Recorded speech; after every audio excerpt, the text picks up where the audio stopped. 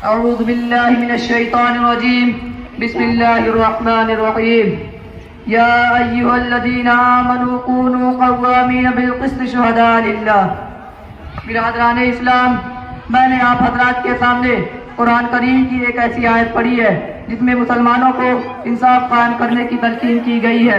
انہی کی روشنی میں مجھے اسلام انصاف و محبت کا دین ہے کہ موضوع پر کلام کرنا ہے، اس لیے کہ ان کا جو کام ہے وہ اہل سیاست جانے، کہ ان کا جو کام ہے وہ اہل سیاست جانے۔ میرا پیغام محبت ہے جہاں تک پہنچے۔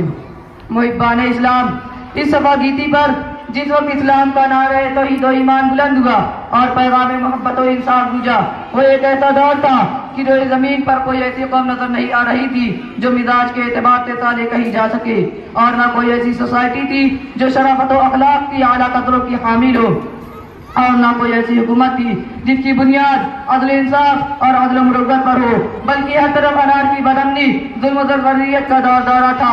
فتنہ و فساد کے شرارے خدمت انسانیت کو جلا رہے تھے، جور و ستم کے شعلے نفلستان محبت کو ختم کر رہے تھے۔ قتل و غارت گری، ظلم و استقطاع کے ماحول میں عدل انصاف کا تصور بھی گناہ بن گیا تھا، یعنی جس کی لاٹھی اس کی بھینس کا ماحول تھا۔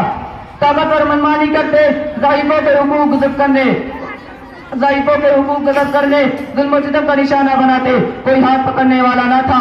ایسے ماحول میں اسلام نے عدل انصاف کا نعرہ بلند کیا اور مسلمانوں کو حکم دیا کہ اسلام کی سربلندی کے لیے تیار ہو جاؤ اور عدل انصاف کے خوگر بن جاؤ۔ لہذا ارشاد باری ہوا، یا ایھا الذین آمنوا کونوا قوامین بالقسط شہداء للہ ولو علی انفسکم او الوالدین والاقربین۔ اے ایمان والو، تمام معاملات میں اور ادائے حق کے وقت اور فیصلہ کے وقت انصاف پر خوب قائم رہنے والے بن کر رہو اور اللہ کے لیے گواہی دینے والے بن کر رہو، اگرچہ اپنی ذات کے خلاف پڑے یا کہ والدین اور دوسرے رشتہ داروں کے مقابل ہو۔ عزیزان ملت، دنیا میں امن و امان قائم کرنے کے لیے دو ہی چیزیں مؤثر ہو سکتی ہے، ایک تو عدل انصاف کا تصور، دوسرا محبت و قوت کی فضا۔ اسلام نے عدل انصاف کو قائم کرنے کے لیے قانون بنایا ہے اور اس پر سختی سے عمل کیا گیا۔ اسی اسلامی عدل انصاف کی بدولت دنیا کا ہمارا امن بری اور مساوات کا ماحول تیار ہوا۔ اسلام نے کسی بھی زبردست کو یہ حکم نہیں دیا کہ کسی کمزور پر ظلم کرے۔ اسلام کی عدالت میں حاکم محکوم کو ایک صف میں کھڑا کیا گیا۔ آپ اسلامی تاریخ کا مطالعہ کیجئے، عدل انصاف کے بے نظیر نمونے ملیں گے۔ امیر المومنین فاروق اعظم کی عدل گستری کا اسلامی تاریخ کا وہ روشن پہلو ہے جس کے سامنے نوشیروان کی انصاف پسندی بھی امان پڑ جاتی ہے۔ حضرت عمر بن خطاب رضی اللہ عنہ کا وہ تاریخی خطبہ کون بھول سکتا ہے جب انہوں نے زمام خلافت سنبھالا تھا اور فرمایا، سنو، میری شدت کئی گنا بڑھ گئی ہے لیکن میری سختی مسلمانوں پر ظلم و زیادتی کرنے والوں پر ہوگی۔ میں کسی بھی ظلم کرنے والوں کو نہیں بخشوں گا، یہاں تک کہ اس کے ایک رخسار کو زمین پر رکھوں گا اور دوسرے رخسار پر اپنا قدم رکھوں گا، یہاں تک کہ وہ حکم ماننے والا بن جائے۔ معزز سامعین کرام، اس ایمان محبت کے بارے میں کہا گیا ہے کہ اللہ تعالیٰ قیامت کے دن فرمائیں گے، کہاں ہیں آپس میں محبت کرنے والے؟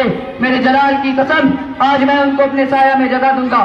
آج کے دن ایسا ہے کہ میرے سایہ کے علاوہ کوئی اور سایہ نہیں۔ اللہ اکبر! کتنا بلند مقام ہے محبت کا اور کتنی فضیلت ہے محبت کرنے والوں کی۔ بھائیوں، محبت اور روشنی ہے جو دلوں میں خدا پیدا کرتی ہے۔ اللہ تعالیٰ نے اصحاب رسول صلی اللہ علیہ وسلم کے بارے میں فرمایا کہ آپس میں محبت کرنے والے ہیں، ہمدرد و غمگسار ہے، پیار و محبت کے شیدائی ہے، دلوں میں قدورت نہیں، نفرت نہیں، بلکہ اخوت و محبت کا جذبہ موجودہ ہے۔ کہا گیا ہے کہ مومن آپس میں بھائی بھائی ہے، اگر تمہارے دو بھائیوں کے درمیان اختلاف ہو جائے، عداوت ہو جائے تو ان کے درمیان محبت پیدا کرا دو، اس لیے کہ اس کے لیے بڑا اجر ہے اور بڑا ثواب ہے۔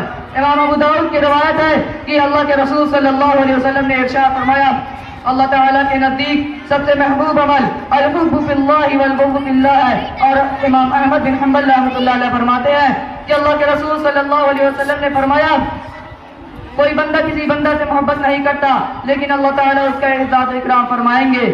اسلام نے محبت کو دخول جنت کے لیے شرط قرار دیا ہے۔ وما علینا الا البلاغ۔